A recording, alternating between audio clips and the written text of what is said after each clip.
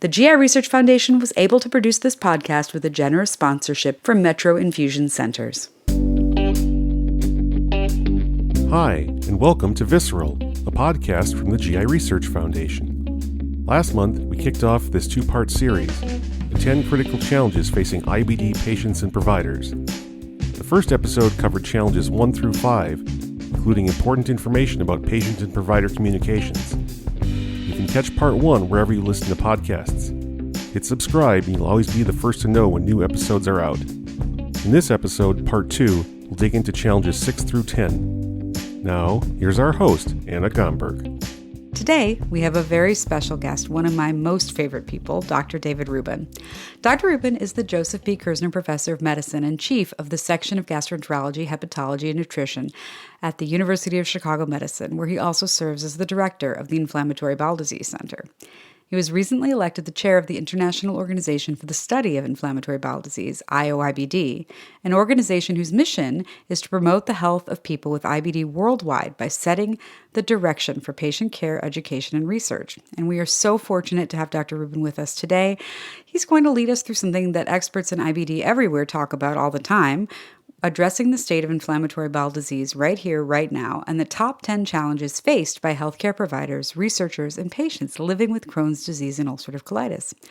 Welcome, Dr. Rubin. We are so glad that you are here, and we cannot wait to hear what you have to share with us. Well, hi, Annie. Thank you for having me, and I want to thank the Gastrointestinal Research Foundation for hosting this really important discussion.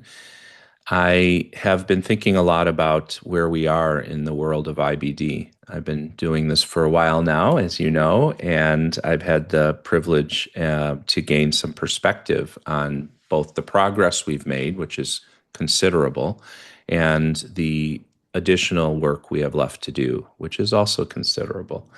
I was asked at a meeting in Paris recently to speak to the challenges in IBD.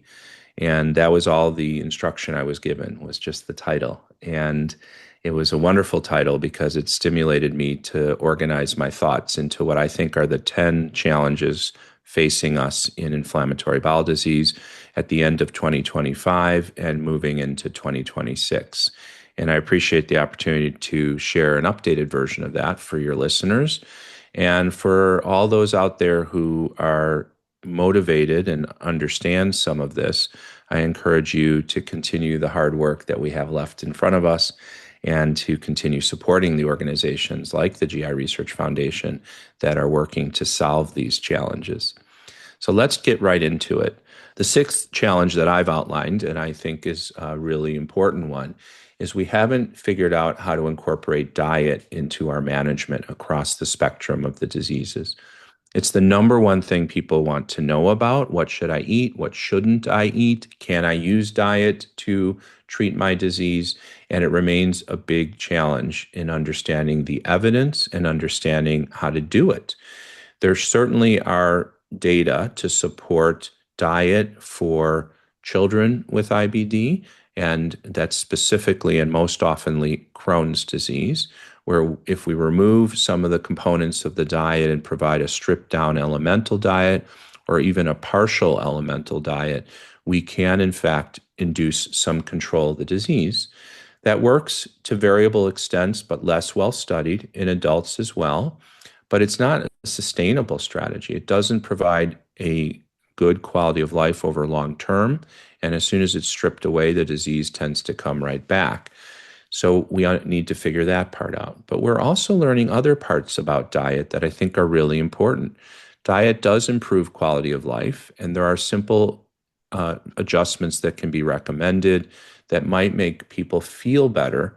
But if paired with the treat to target strategy and the recognition that we still have to treat inflammation effectively, I think of it as something that is complementary and adjuvant to what we're doing otherwise.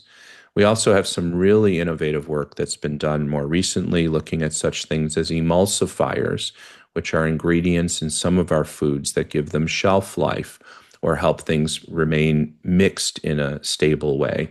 And emulsifiers, we have observed, break down the mucus lining and may expose the gut immune system to more antigens and trigger some inflammation. And a really important study was presented this past year looking at elimination or at least reduction of emulsifiers in a controlled way in a group of people with mild Crohn's. And they saw not only improvement in symptoms, but it downregulated some of the inflammation. So there's some good work going on. There's a lot more needed.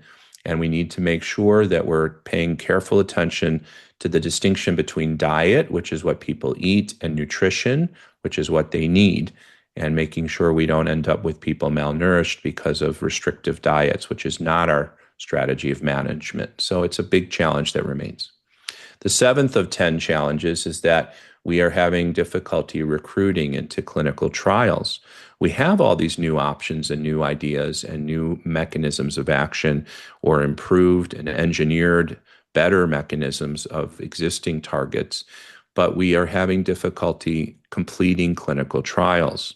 This is in part because we have an embarrassment of riches in the availability of many therapies in places like the United States and Western Europe. But it also is a challenge because, of course, we want to do things better, and we need good evidence to drive change and to move us forward. So there's been a shift to recruitment in Eastern Europe, in Asia, places that don't have access to a lot of therapies, which raises a whole bunch of ethical challenges to global clinical trial design and execution. But we also need to address the elephants in the room. Patients don't want to be exposed to placebo. And other than when we have a very new mechanism that requires a careful placebo comparator, I think there are some strategies and types of designs that we can use now in 2025, 2026, that will avoid that and enable us to have comparator arms of active therapy. And we need to educate patients, and we need to move our field forward to include more people in trials so that we can get better evidence to drive our field forward. Now, some of this, of course, too, is understanding where are the gaps. Let's address the gaps in our field with trials that are pragmatic and are thoughtful about how to take care of these people, and not only develop Me Too drugs and continue to do the same things, even if they're a bit better. We want to do something new, and we need to think about who's going to benefit and then design a trial that makes sense. This does require as well that we work hand in hand with industry, that's the pharmaceutical companies, and hand in hand with our regulatory agencies. That's the FDA in the US and others around the world, so that they can adopt and understand that patients don't want a colonoscopy at 3 months for their clinical trial participation, and they're not excited about being in a placebo arm. So we've designed some newer ways to do this, including something called a patient preference trial, where there are 2 arms in the trial that seem equally good, and we let the patient choose which one they might be in. There are ways to do this with statistical power and still get the information we need, and to do it in a successful manner. So stay tuned on that, and hopefully we're going to continue addressing that very important challenge. The 8th challenge of 10, we can't afford IBD. And what I mean by that, of course, which sounds obvious to everyone, I'm sure, if you're living with IBD, is that individuals who have active disease can't afford to be missing work and not being present for parts of their life or their family. But also the therapies have become so expensive. And it's not just the individuals, even with copays and patient assistance, it's also expensive to society. And it's an acknowledgement that the cost of these therapies is driving the overall challenge in the field of getting people what they need, having access to therapies, and the recognition that the expensive treatments that have made a big difference to people are not available to everybody is something that we must confront and think more about. In addition, you could argue, well, the cost of the therapies and the money that's being made drives the next new therapy and the next breakthrough. I certainly understand and agree with that, but there are many ways we could improve how insurance companies interact with us and how we are using resources in more effective and efficient ways. So I'm not here to say the insurance companies are all the bad guys here. I really want to emphasize that we need to figure out better ways to use the resources we have, and we also need to look really very clear-eyed at the people who don't have access to therapy and who don't have access to expertise. and try to solve for those problems. And this is true around the world as well, as I hinted at in my comment about the ethics of global clinical trials, taking advantage of people who don't have access to therapies so that they're more likely to be in a trial. Only works if you're then going to make that therapy available for all the people in that country who need the therapies subsequently. Today's episode is made possible by Metro Infusion Centers. Metro Infusion Centers, with over 220 infusion centers nationwide, providing trusted and life-saving therapies to patients for over 30 years in a comfortable and cost-effective environment. The ninth challenge that I identified in the list is that we need to focus more on prevention. Prevention in IBD takes many flavors and forms. At the very basic, it's prevention of relapse, which is what maintenance is supposed to be. Many people think of maintenance and needing maintenance therapy in IBD, which is a cornerstone of our standard management, as being taking care of a chronic disease that's chronically active by taking chronic medicine. That's actually not what maintenance of remission is supposed to be. Maintenance of remission is about prevention of relapse over time and prevention of progression of the disease to complications. So that's prevention. But what about prevention of recurrence after surgery? So one of the fundamental features of Crohn's disease, and one we still haven't figured out, is that the disease can come back after you've had a bowel resection and when the bowel segments are sewn back together. We don't know why this happens. We have some clues, but we've gotten very good at preventing it and monitoring for it. So we've learned, for example, that after a surgical resection of a segment of bowel in Crohn's that's active and scarred or inflamed, we can predict the likelihood of recurrence, and we can use our therapies, which are much more effective as preventive agents than they are when we're trying to catch up after there's already been progression or complications. There's also the recurrence of inflammation that occurs in people with ulcerative colitis who have a colectomy with a J pouch. We know that about 50% of them will have some inflammation of the J pouch at least once. 10% may have more chronic inflammation in the J pouch. That's because the individual still has IBD. It's just in a new place. So if we know that there's a risk of this developing, and we know that people can be predicted to have it in some situations, we should have a better strategy for preventing it. And there's ongoing work that's going on to try to figure that out. And of course, what you might have thought I was thinking about was prevention of the disease onset altogether. The good news is that there's some incredible work going on around the world to try to figure this out.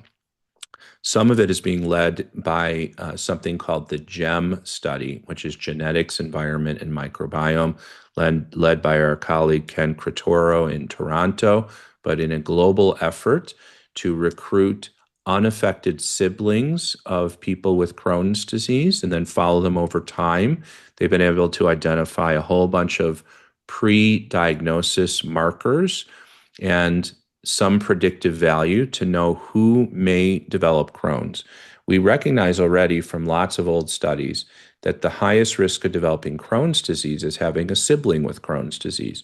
Well, what they've done is they've identified genetic markers, they've identified functional markers in terms of how the bowel reacts and how it's leaky or not, is a term many of you may have heard, but also looking at subclinical markers of inflammation to know before the person has any symptoms or damage that they're in fact starting to become inflamed.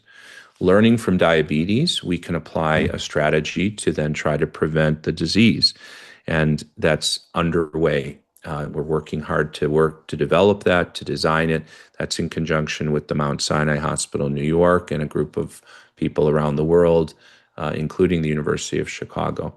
I do want to highlight that there's another study called Intercept, which is being performed in Europe that is going to try to do the same thing using a therapy to try to prevent onset. So I want to acknowledge our great colleagues around the world who are working on this, and that's an exciting area, but we need better approaches to doing so. So lots to do there. I've already hinted as well about wearables and other ways to understand when the disease is recurring so we can prevent clinical relapse. And I think you're going to see a lot more of this in the next year. And my 10th of 10 challenges for us to think about is to make sure that people like me are training my replacements, our replacements in the field, recognizing that we need to recruit the smartest people to come into GI and work in inflammatory bowel disease. We need to support them properly through all of their training, and we have to provide them with adequate resources so that they can be in the labs doing that hard work, so that they can get the skill sets necessary to become successful and to make the next discoveries. And I think one of the most important things we do in our life is to pass on what we've done well to the next generation, but also to acknowledge our limitations and look to a better future by having the next generation take over for us. And so our 10th of 10 challenge is to identify and train our replacements. And I'm happy to say and optimistic to say that there's an amazingly smart group of people coming up in the ranks in IBD, and there is a very bright future for us coming. So I hope that you have thought about these challenges with me today. If you're in a position to impact these challenges, I encourage you to go for it. And I also will reflect again that we all have to be working together. So if you can support the Gastrointestinal Research Foundation, if you are in industry or you're a physician or a physician scientist working in these fields, I want to encourage everyone to continue rowing in the same direction. And I look forward to an ongoing discussion about solving all these problems. Thank you so much. Thank you so much, Dr. Rubin, for sharing your valuable time with us. And all of these insights are so important for anyone who is living with IBD or studying it or hoping to make a difference in the lives of those who are living with Crohn's disease and ulcerative colitis in 2025. We are so grateful. Thank you. Thank you for listening to this episode of the podcast Visceral from the GI Research Foundation. This episode was written, edited, and produced by me, Anna Gomberg, and edited and mixed by Luke Pahalski. Special thanks to the talented Michael Collins Dowden, who composed our theme music, and executive producer Allison Thielen. We hope you will join us next time, and until then, to access other podcasts and learn more about research to treat, prevent, and cure digestive diseases, please visit the website at giresearchfoundation.org. Please like and subscribe to Visceral on all your favorite podcast platforms, and until next time, listen to your gut. Thank you again to our sponsors, Metro Infusion Centers.